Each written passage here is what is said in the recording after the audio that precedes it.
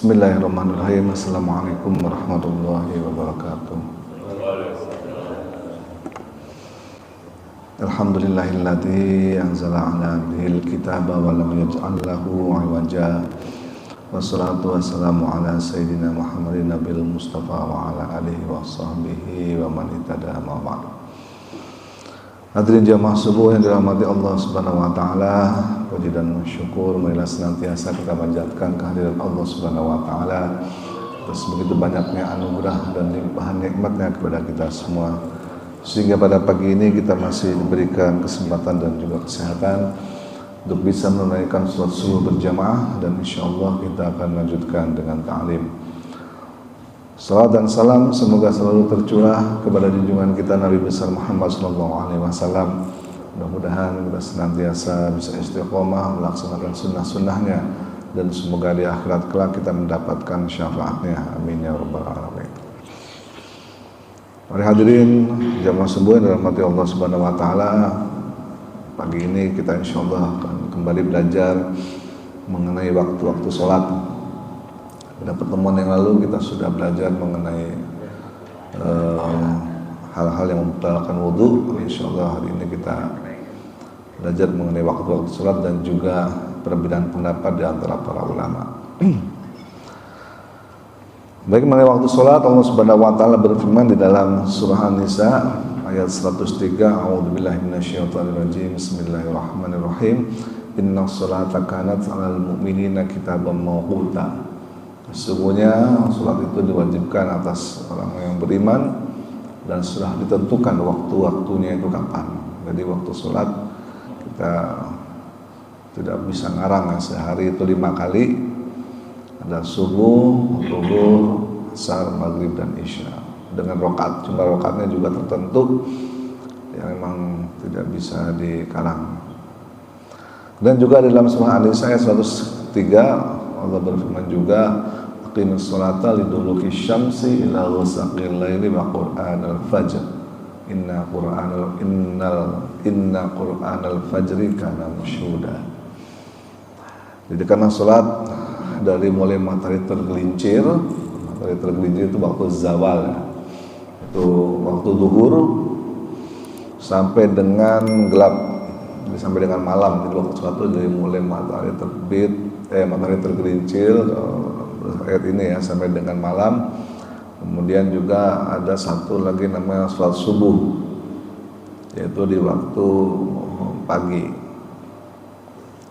Ini salat yang istimewa, salat subuh ini, karena salat subuh ini disaksikan oleh para malaikat. Baik, hadirin jamaah subuh yang dirahmati Allah Subhanahu wa taala, kita mulai pada detail waktu-waktu sholat. Jadi ada yang tahu bagaimana Rasulullah dulu belajar sholat dari siapa? Malaikat Jibril, ya betul. Jadi malaikat Jibril itu datang kurang lebih 10 kali ya, 10 kali mengunjungi Nabi SAW. Ini terjadi pada saat Nabi masih di kota Makkah. Jadi sholat itu sudah diperintahkan sejak Nabi di kota Makkah. Ya, memang pada kita semua tahu setelah peristiwa Isra dan Mi'raj.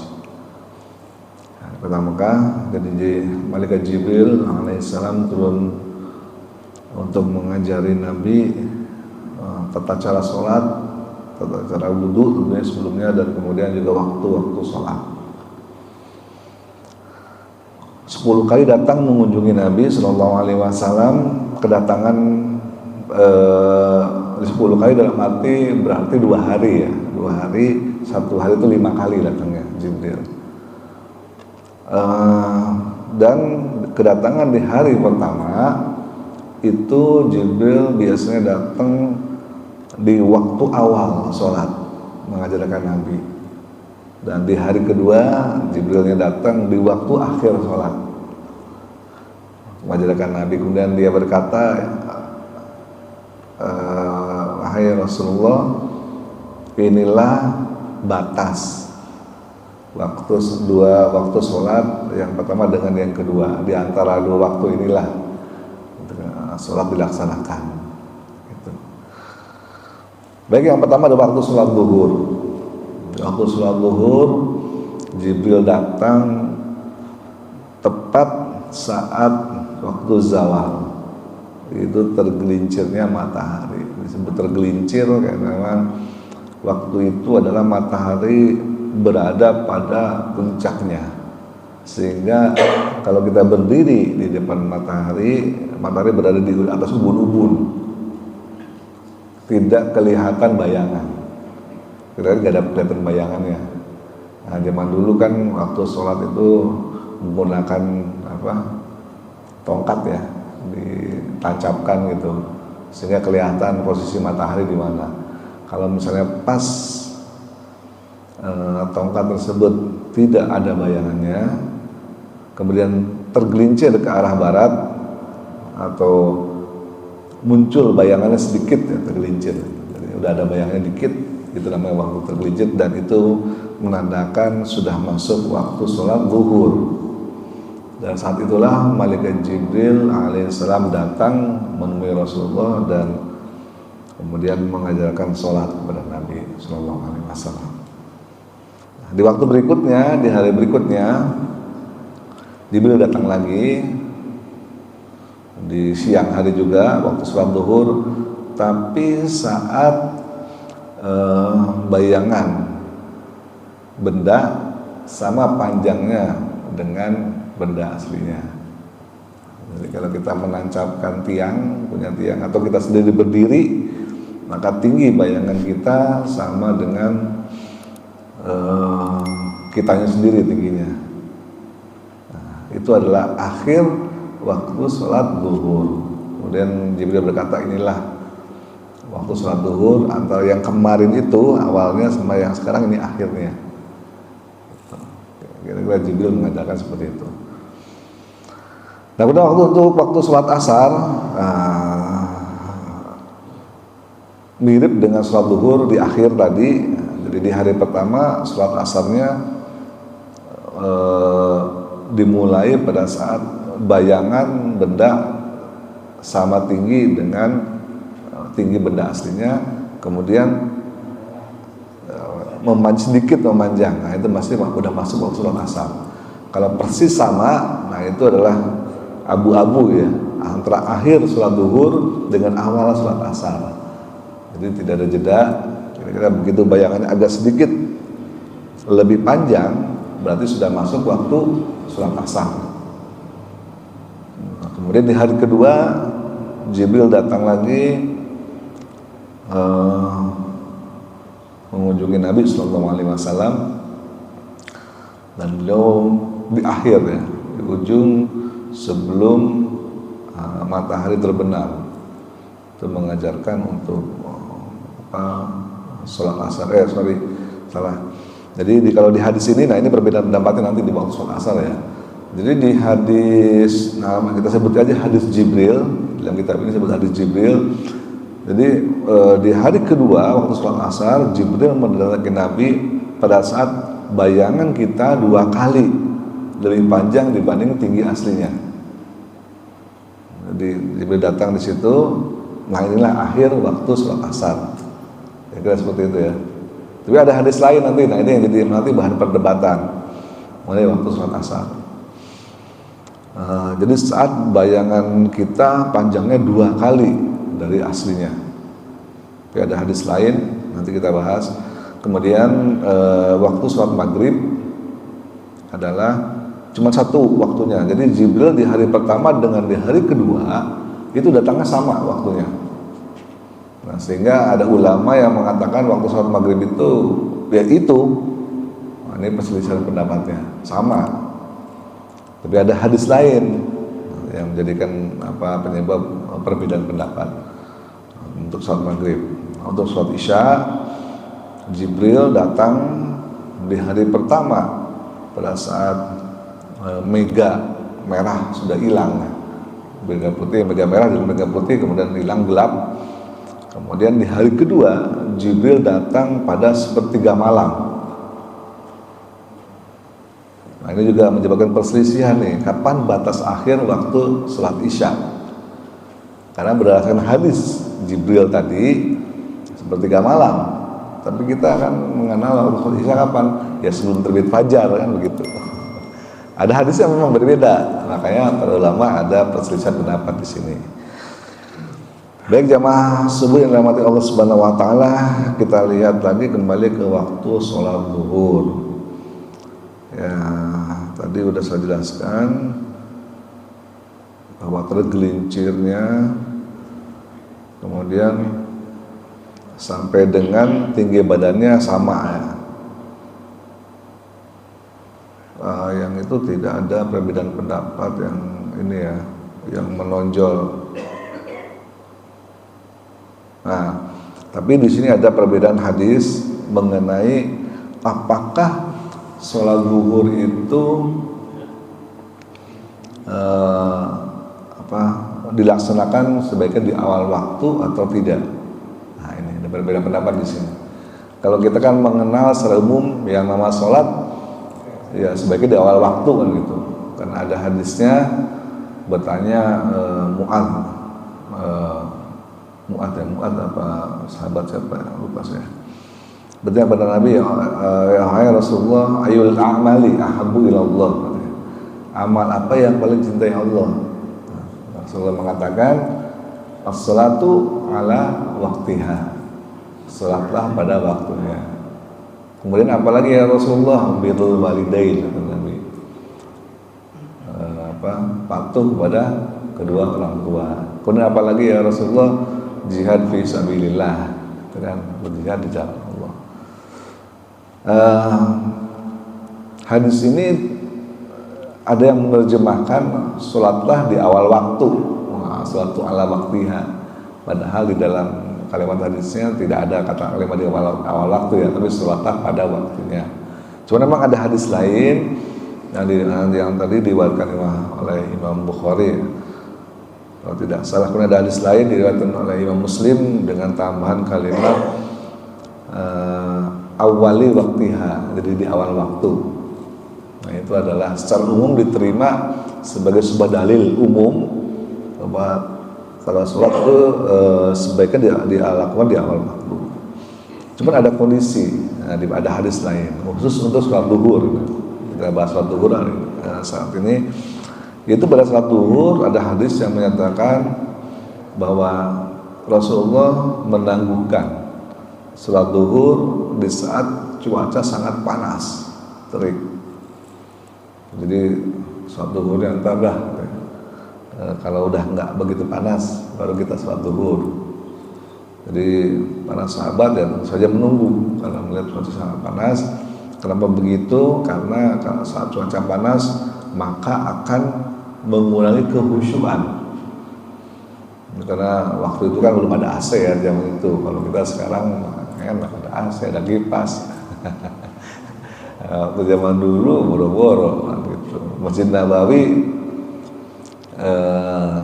lantainya pelepah korma gitu, tanah atapnya juga gitu sama, sehingga begitu kalau lagi panas-panas saya kebayang nggak sih gitu kan sholat di atas tanah ya malah lagi panas banget itu kan, berdiri aja kaki udah kepanasan gitu. Saya dulu pernah tuh sholat Jumat telat, jadi kedapatnya di luar, nggak bisa masuk ke dalam. Mau di luar tuh lagi panas-panas itu emang, waduh itu berdiri aja itu, aduh kaki udah panas banget itu. Itu pernah merasakan apa kebayangan itu di Indonesia loh. Bagaimana itu kebayang di tanah di Madinah sana atau di Mekah kayak apa panasnya pada saat mau panas, sehingga memang ada riwayatnya seperti itu. Jadi memang agak bertentangan ya antara hadis satu dengan hadis lainnya, sehingga ada ulama sebagian ulama yang memang ya udah kalau lagi panas ditangguhkan dulu lah, kira-kira seperti itu. Cuman untuk kondisi zaman sekarang kayaknya sih udah nggak cocok sih harusnya. Udah ada AC, udah ada kipas dan sebagainya ya, sehingga tetap nyaman lah walaupun panas sholatnya. Baik jamaah subuh dalam hati Allah Subhanahu wa taala, untuk sholat zuhur. Baik, kita masuk ke sholat asar. Nah, sholat asar ini untuk akhir waktunya, penutupnya itu ini yang berbeda ya antara satu ulama dengan ulama lain, karena memang ada perbedaan hadis. Yang tadi ada hadis Jibril namanya. Hadis Jibril itu tadi mengajarkan di hari kedua Jibril datang pada saat bayangan kita 2 kali lebih tinggi dibanding aslinya, sehingga sebagian ulama lebih condong untuk mengemban pendapat bahwa batas akhir waktu sholat asar ya ini, jadi bukan terbenamnya matahari. Jadi ada ulama yang berpendapat seperti itu, berdasarkan waktu ini adalah jangan tunggu matahari terbenam. Kalau bayangan kita ada 2 kali daripada tinggi kita sendiri, berarti waktu sholat asar sudah habis. Tapi ada hadis lain. Nah, ini hadis lain. Hadisnya diriwayatkan oleh Sahih ini Imam Bukhari dan Muslim, sementara hadis Jibril tadi juga Sahih, tapi periwayatnya bukan Bukhari dan Muslim, melainkan At-Tirmidzi. Fa idza shallaitumul asr, apabila kalian hendak salat asar, fa innahu waqtu ila an tasfarra syams. Ini maka waktunya adalah sampai dengan matahari tampak menguning. Nah, ini. Dan ada hadis lain diriwayatkan, hadis lain juga disebutkan waktu asri malam tasfarra syams. Waktu asar itu selama matahari belum tampak menguning. Nah, kedua adalah hadis Abdullah bin Abbas yang menceritakan, yang tadi hadis Jibril ya. Hadis Jibril dari Abdullah bin Abbas menceritakan annahu shalla bil asra fil yaumits tsani hina kana dhillu kulli syai'in mithlaihi. Jadi sesungguhnya sholat asar itu bersama Nabi pada hari kedua. Nah, ini hari kedua hina kana, yaitu ketika dhillu kulli syai'in mithlaihi, bayangan kita suatu benda 2 kali lipat panjangnya. Ini hadisnya. Kemudian ada juga hadis lain yang ketiga adalah barang siapa mendapati 1 rakaat sholat asar sebelum matahari terbenam, berarti ia telah mendapati sholat asar. Dan barang siapa mendapati 1 rakaat sholat subuh sebelum matahari terbit, berarti ia telah mendapati sholat subuh. Jadi hadisnya gitu. Jadi kalau kita sempat 1 rakaat aja asar nih, udah 1 rakaat sujud, 1 rakaat tiba-tiba adzan maghrib, nah itu masih dapat sholat asarnya. Kira-kira kita di sini yang menjelaskan itu ya. Atau sholat subuh, baru 1 rakaat subuh, tiba-tiba matahari terbit, nah itu juga masih dapat sholat subuhnya. Jadi batasnya adalah 1 rakaat berdasarkan hadis ini, dan hadisnya sahih ya, diriwayatkan oleh Imam Al-Bukhari. Man adraka raka'atan minal asri qabla an taghruba asy-syams, nah faqad adrakal asr. Wa man adraka raka'atan minal subhi qabla an tatlu asy-syams faqad adrak. Jadi barang siapa mendapati 1 rakaat aja asar sebelum matahari terbenam, ya udah dapat dia. Dan juga 1 rakaat subuh sebelum matahari terbit, berarti ia telah menanti sholat subuh. Artinya adalah hadis ini dinyatakan bahwa batas akhir sholat asar adalah terbenamnya matahari, karena dianggap 1 rakaat aja kita sholat, kemudian matahari terbenam dan tiba-tiba adzan maghrib misalnya terdengar, kita masih dapat sholatnya. Berarti batas waktunya adalah saat terbenam matahari. Nah, sementara di hadis Jibril yang tadi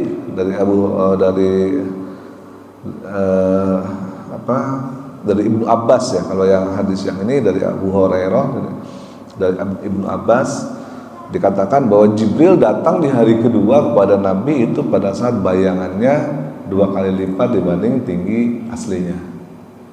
Jadi berbeda pendapatnya di sini. Kalau bayangannya 2 kali dibanding tinggi aslinya, artinya itu matahari belum terbenam. Kalau matahari sudah terbenam, pasti bayangannya adalah lebih dari 2 kali lipatnya. Hah? Lurus banget gitu, panjang banget matahari terbenam. Jadi perbedaan pendapatnya di sini.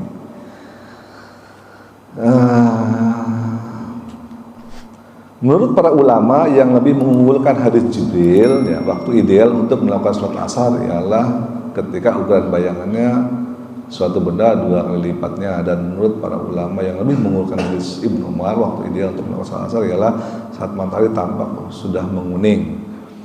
Sedangkan para ulama yang lebih mengunggulkan hadis Abu Hurairah waktu sholat asar ialah ketika 1 rakaat sebelum matahari terbenam, seperti yang sudah dikemukakan sebelumnya. Nah, ini jadi kembali lagi perbedaan pendapatnya di situ. Cuman ya, kalau kita yang kita pahami selama ini tidak ada perbedaan pendapat ya nama sholat asar ya matahari terbenam gitu. Padahal ada perbedaan pendapat antara para ulama tentang batas akhir waktu sholat asar itu berdasarkan hadis-hadis yang tadi. Silahkan mau pakai hadis yang mana gitu kan. Cuman para ulama yang mengatakan bahwa terbenamnya matahari adalah batas akhir sholat asar berdasarkan hadis yang disampaikan oleh Nabi saat Nabi sudah berada di Madinah. Sementara hadis Jibril yang mana Jibril mengajari Nabi sholat itu saat Nabi masih berada di Mekah. Nah, menurut para ulama, kebanyakan ulama adalah hadis Jibril tadi sudah dinasakh. Dinasakh itu artinya sudah ditimpa atau dihapus dengan hadis yang baru. Karena hadis yang terbaru ini di Madinah, sementara Jibril itu hadisnya di Mekah. Mungkin itu sebabnya Imam Bukhari dan Muslim tidak memasukkan hadis ini ke dalam kitab sahihnya. Mungkin. Karena ini sudah dinasakh atau sudah ditimpa, dihapuslah dengan hadis yang lebih baru waktu Rasulullah berada di Madinah. Dan inilah yang dipakai oleh sebagai sebagai acuan bagi para ulama. Sehingga sebagian besar ulama condong bahwa batas waktu akhir sholat asar adalah saat matahari terbenam. Baik, jamaah subuh dan rahmat Allah, kita masuk ke dalam waktu sholat maghrib. Sholat maghrib lagi-lagi hadis Jibril datang di hari pertama dan hari kedua di waktu yang sama sholat maghrib. Jadi nggak ada jeda. Kalau tadi zuhur dan asar kan beda-beda nih. Sehingga ada jeda antara waktu awal dengan waktu akhirnya mana. Tapi maghrib tidak. Jibril datang di saat yang sama. Nah, ini juga jadi sumber perselisihan. Ada yang berpendapat kalau memegang hadis Jibril waktu maghrib ya udah itu cuma sekali doang, nggak ada sampai nunggu waktu isya sesuai dengan hadis Jibril tersebut. Tapi ada hadis lain, kembali lagi ini hadis ini berasal dari Abdullah bin Umar. Waktu sholatil maghribi malam yaghrib asyafaq. Nah, hadisnya waktu sholat maghrib ialah selama cahaya matahari atau mega merah di sini ya belum lenyap, ya, selama ada syafaq. Syafaq itu artinya adalah mega merah itu belum lenyap. Itu adalah batas waktu sholat maghrib. Karena kalau mega merah sudah lenyap, nah itu artinya sudah masuk waktu sholat isya. Sehingga kembali lagi bagi mereka yang ini adalah hadis yang diriwayatkan saat Nabi sudah berada di Madinah, sehingga ini sebagian besar para ulama lebih mengunggulkan hadis ini, walaupun ada juga yang tidak mengunggulkan hadis ini.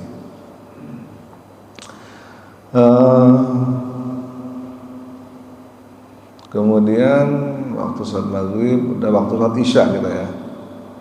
Nah, di waktu sholat isya juga ada 3 pendapat di sini yang berdasarkan perbedaan hadis tadi. Jibril mengajarkan Nabi di hari pertama dan hari kedua. Di hari kedua Jibril datang pada Nabi pada saat sepertiga malam.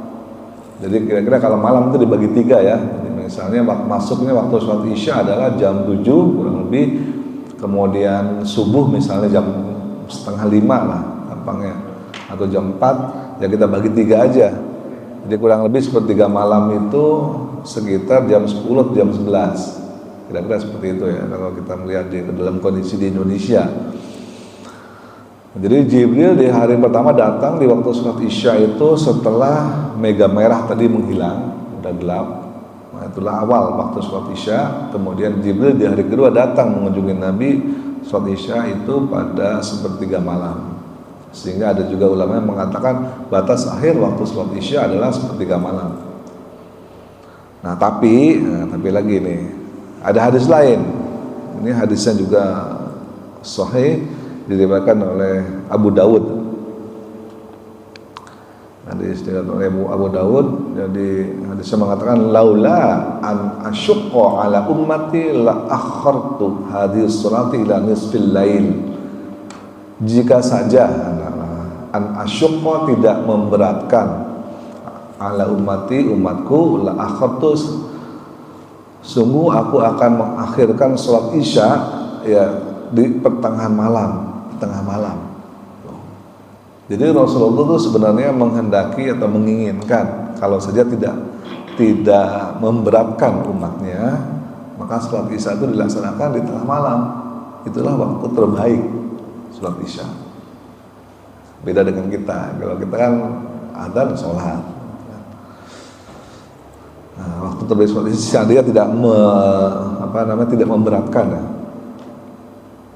Nah ini juga menjadi dalil bahwa akhir waktu sholat Isya, ada ulama juga ada yang berpegang di sini adalah pertengahan malam, kira-kira seperti itu. Kemudian ada lagi hadisnya. Nah ini hadis diriwayatkan oleh Imam Bukhari, hadis sahih. Akhara Nabi sallallahu alaihi wasallam salat al-isya ila nisfil lail. Nabi menangguhkan salat Isya sampai dengan pertengahan malam. Ini juga hadis Imam Bukhari ya. Kemudian ada juga hadis lain yang tadi sudah nih. Nah, jadi perbedaan pendapatnya itu disebabkan karena tadi Jibril datang di hari kedua di sepertiga malam. Kemudian Nabi pernah mengakhirkan waktu Isya itu sampai dengan pertengahan malam. Tapi sebagian besar ulama kita yang berpendapat bahwa akhir sholat Isya adalah ya sebelum waktu sholat subuh. Berdasarkan hadis yang umum lagi, hadis umum dalilnya adalah jika jadi batas waktu awal waktu sholat berikutnya adalah akhir waktu sholat sebelumnya. Ya, ada hadisnya seperti itu. Tapi ya kita boleh mengambil pendapat manapun walaupun secara umum ya. Secara umum yang kita pahami adalah pada saat sebelum masuk waktu sholat subuh. Itu saja. Baik jamaah sebut yang dirahmati Allah Subhanahu wa taala. Nah, sekarang kita masuk ke dalam waktu sholat subuh. Nah, di waktu sholat subuh itu dimulai pada saat fajar shadiq, fajar yang asli. Jadi kalau waktu fajar itu ada dua, fajar kadhib, fajar bohong-bohongan, ada juga fajar yang shadiq, fajar yang asli. Jadi fajar kadhib itu muncul di malam hari, kemudian menghilang, gelap lagi, barulah muncul fajar shadiq di ufuk ya. Jadi bentuknya horizontal, warnanya keputih-putihan, kira-kira seperti itu. Itu adalah masuk waktu sholat subuh itu pada saat terbitnya fajar shadiq. Nah kemudian ada perselisihan di sini. Nah, ini berdasarkan perbedaan hadis juga. Hadisnya terlihat agak bertentangan. Hadis pertama adalah diriwayatkan oleh Abu Dawud dan At-Tirmidzi, sahih hadisnya juga. Rasulullah mengatakan asfiru bis subhi. Nah ini asfiru itu artinya adalah asfiru itu terang, ya sudah terang. Matahari sudah terang, udah kelihatan terang, tapi belum terbit. Jadi sebelum matahari terbit kan udah kelihatan tuh, udah terang di luar. Ya. asfiru bis subhi fakullama asfartum fahuwa a'udhamu al ajr, dan jika kalian melakukannya maka hal itu menjanjikan pahala yang sangat besar. Jadi kalau orang belum memegang hadis ini, para ulama yang memegang hadis ini mengatakan ntar aja sholat subuh, kalau udah kelihatan agak terang, nah gitu. Tapi matahari belum terbit, nah itu waktu sholat subuh. Ada yang begitu. Tapi kembali lagi kalau kita kan umumnya begitu adzan datang ke masjid, nah, sholat itulah sholat yang terbaik. Tapi ada ternyata hadisnya lain ya, yang menyatakan seperti itu, dan sehingga berkesan berbeda ya, bertentangan. Oke. Ada hadis lain juga, ini hadisnya Sahih Bukhari, Imam Bukhari diriwayatkan Imam Bukhari bahwa Nabi SAW bersabda, wanita-wanita mukmin biasa ikut sholat subuh bersama Nabi SAW dengan berkerudung selendang. Selesai sholat, mereka kembali ke rumah mereka tanpa seorang pun yang bisa mengenali mereka karena cuaca masih remang-remang. Nah, ini. Jadi hadis ini mengatakan justru kebalikannya dari yang tadi. Kalau yang tadi justru setelah cuaca agak terang kelihatan tapi belum terbit nih, kayak sekarang nih kan udah kelihatan kalau kita keluar nih.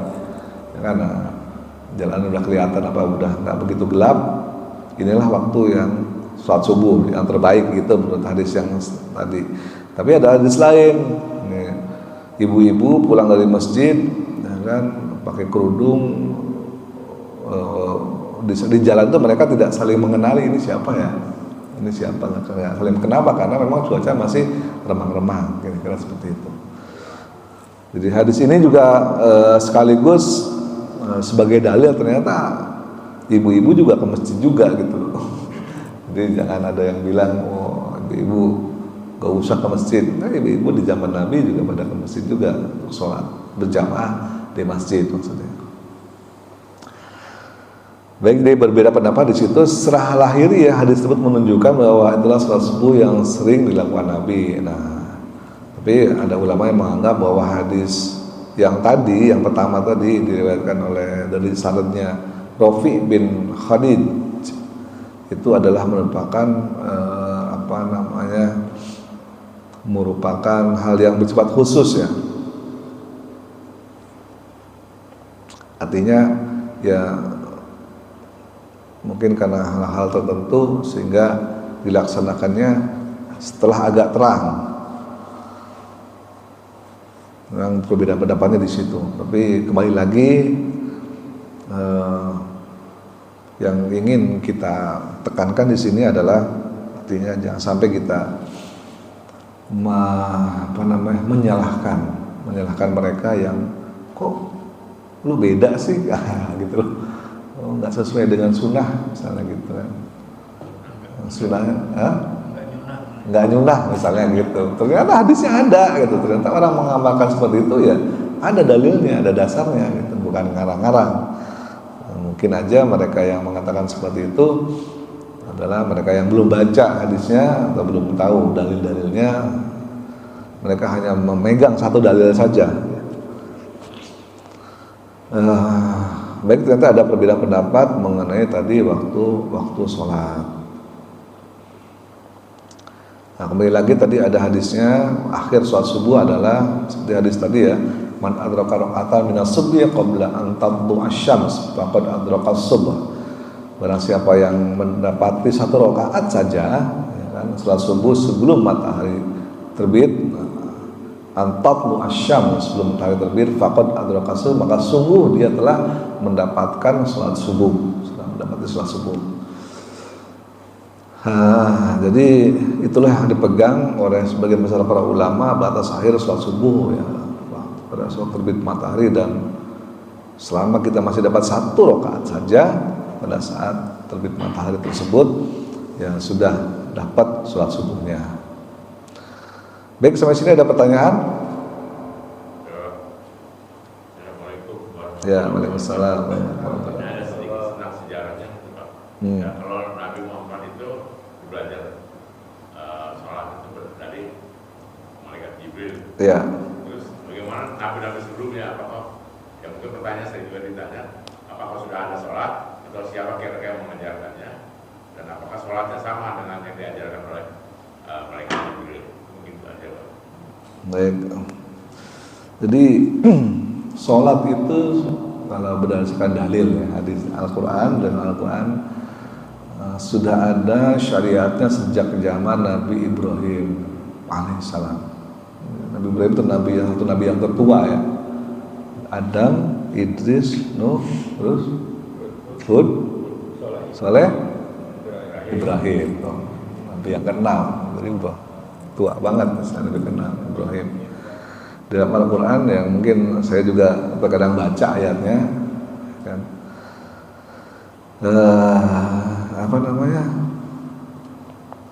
Di surat Ibrahim itu Nabi Ibrahim mendoakan anaknya, anak keturunannya supaya mendirikan sholat, seperti itu ya.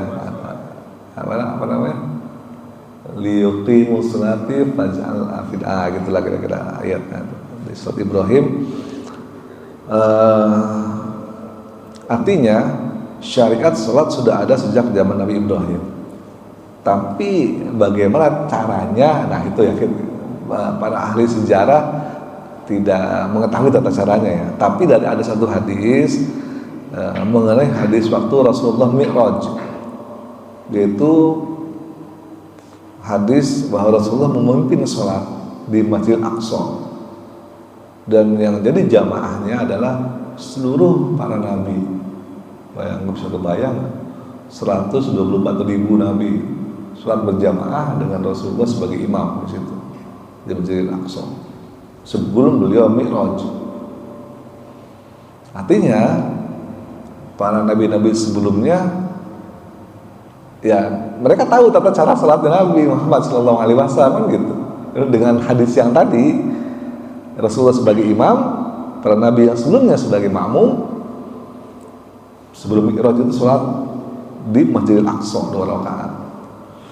Artinya para nabi sebelumnya tahu ada ruku, ada sujud. Ya mungkin ya dari sini kita bisa bilang mungkin ya sama tata caranya seperti itu mungkin. Tapi mungkin yang berbeda-beda adalah waktunya. Karena sebelum Rasulullah Mi'raj itu sholat itu cuma 2 waktu berdasarkan riwayat. Itu subuh 2 rakaat, isya 2 rakaat, itu aja.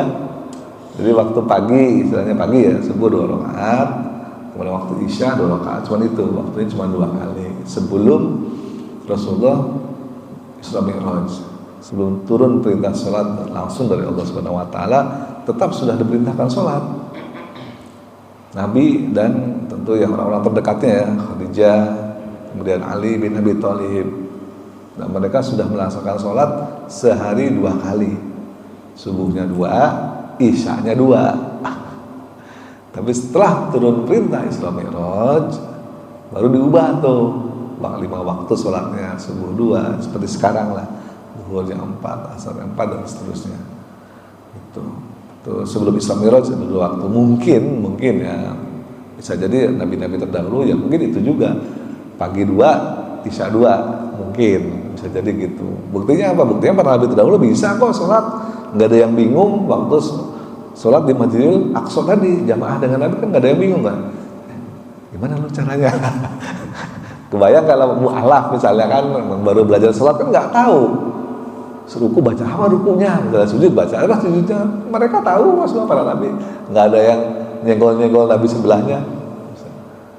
Misalnya Nabi Adam nanya kepada Nabi Nuh, gimana? Nggak ada. Tak tahu dia caranya. Artinya ya mungkin dari zaman dulu udah diajarkan seperti itu caranya. Cuman waktunya yang berbeda. Bisa jadi seperti itu. Itu aja mungkin ya. Ada lagi? Ya silakan. Kan ada postingan tuh yang di Rusia itu Pak, antara subuh dengan zuhur itu makanya 1 jam. Antara subuh dengan zuhur bedanya 1 jam Pak. Antara subuh dengan zuhur udah 1 jam. Jadi kemarin ada postingan di Sulawesi apa siapa? Jadi bagaimana untuk kan apakah matahari juga kita dengan zuhur dengan subuh dengan hanya 1 jam atau karena gimana ya? Hanya 1 jam. Beda 1 jam. Nah saya nggak tahu tuh dasarnya apa, karena batas akhir sholat subuh adalah terbit matahari berdasarkan tadi dalil-dalilnya tadi. Dalilnya tadi kan barang siapa mendapati 1 rakaat subuh kemudian matahari terbit, dia masih bisa dapat rakaat subuh. Artinya itu adalah batas akhir berdasarkan hadis tadi. Gitu. Siang itu karena seputarannya. Oh ya, kecuali nggak tahu kalau siangnya sebentar ya atau ini. Lagi winter biasanya siangnya sebentar. Oh. 2 jam siangnya. Oh iya mungkin. Siangnya lama. Kalau yang di Rusia itu siangnya 23 jam. Ya. Itu kalau di sana ya tentu itu. Iya. Beda. Ya. Kan dia betul-betul ada waktu siang sebentar dan ada yang lama. Oh iya bisa jadi sih, memang betul. Kalau kita melihat kondisi seperti itu ya, terutama di ujung bumi. Kalau kita kan di Khatulistiwa nih, Khatulistiwa kan enak jelas, mataharinya, pergerakannya segala macam enak kan. Tapi kalau di kutub-kutub yang udah mendekati kutub, baik utara maupun selatan, ya memang nggak jelas waktu terbit dan waktu terbenamnya. Kenapa? Karena balik lagi pada pergerakan bumi dan kemiringan bumi. Jadi bumi itu nggak begini, tapi miring. Tapi prinsip itu sama. Zuhur itu setelah bayangan miring. Betul, ada yang menerapkan seperti itu ada. Itu tetap. Tapi ada juga pendapat lain yang mengikuti negara terdekat, yang masih make sense waktunya, terutama puasa. Kan kasihan orang puasa ya. Ada tuh 3 jam gitu loh, sehingga orang kan banyak kan nggak kuat puasa ya. Jadi baru juga baru juga buka gitu kan, karena maghribnya jam berapa, jam 10 malam atau jam 11 maghrib, baru makan baru buka, kemudian maghrib, habis itu isya langsung sahur lagi gitu kan. Baru puasa lagi tuh. Jadi artinya itu adalah kondisi di mana kalau bagi yang kuat ya silahkan mengikuti aturan berdasarkan dalil ya sesungguhnya. Memang ya harus terbitnya waktu itu gitu. Tapi bagi yang nggak kuat ya ngikutin negara terdekat. Itu adalah pilihan keringanan yang diperbolehkan oleh para ulama. Tergantung juga waktu sholat. Jadi bagi yang memang kayaknya mepet banget ya sholat subuh gitu kan, habis subuh sejam kemudian zuhur gitu. Bisa jadi memang terbit mataharinya, misalnya kalau di kita terbitnya jam 11 gitu kan terbit mataharinya. Tahu-tahu sejam kemudian udah gelap lagi gitu kan, sehingga jeda waktu sholat ya. Mau ngikutin hadis monggo kalau tidak memberatkan ya, tapi kalau memberatkan masih ada fatwa ulama yang membolehkan mengikuti negara terdekat waktu-waktu sholatnya. Ya kan seperti itu. Ada lagi? Kalau misalnya tadi antara asar dengan maghrib ada satu waktu yang matahari sudah terbenam tapi dia masih orange gitu. Itu belum masuk maghrib tapi kayaknya sudah selesai asar gitu kan. Ya itu dia tadi, karena batas waktu adalah akhir waktu satu sholat. Nah di sana tadi kan merupakan awal dari sholat yang lainnya gitu. Jadi kalau misalnya awal waktu sholat maghrib kapan nih, waktu mega merah kelihatan misalnya kan gitu Ya kan merah dulu. Iya betul. Merah gitu baru. Ya itulah memang berdempetan antara satu waktu dan waktu yang lain. Intinya adalah kalau saja kita dapat 1 rakaat, nah di sana tadi kan itu udah dihitung dapat nih yang 1 rakaat. Tapi jangan begitu Allahu Akbar adzan maghrib itu gak dapat. Nah, ya gitu kan. Tapi kalau udah sujud, nah, ada hadis lain ya, kalau dapat sujud aja dari menandakan 1 rakaat ya, dapat sujud aja, menandakan 1 rakaat itu udah dapat. Begitu sujud takbir misalnya adzan maghrib tadi ya, itu udah dapat bersih, itu nggak dosa istilahnya gitu gampangnya, dapat waktu sholatnya, nggak perlu dikodok, nggak masuk kodok. Karena kalau di Jawa ada yang namanya satu waktu namanya sandekala. Iya. Nah itu nggak boleh sholat gitu. Nah itu tadi nanti di pertemuan yang ada jeda gitu sedikit tipis gitu. iya, memang ada waktu-waktu yang dilarang melakukan sholat ini kalau waktu, tapi udah nggak sempet kayaknya. Ini nanti kita bahas di bab selanjutnya. Ada waktu-waktu yang dilarang melakukan sholat. Memang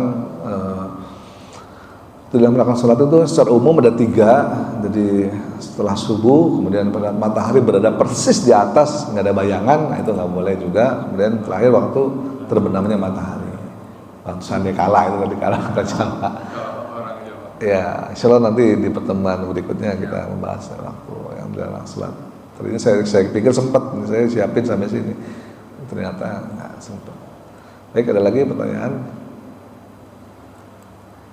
Kalau tidak ada, mudah-mudahan ada manfaatnya ya, sebagai bahan supaya kita lebih arif dalam menyikapi perbedaan pendapat di antara para ulama.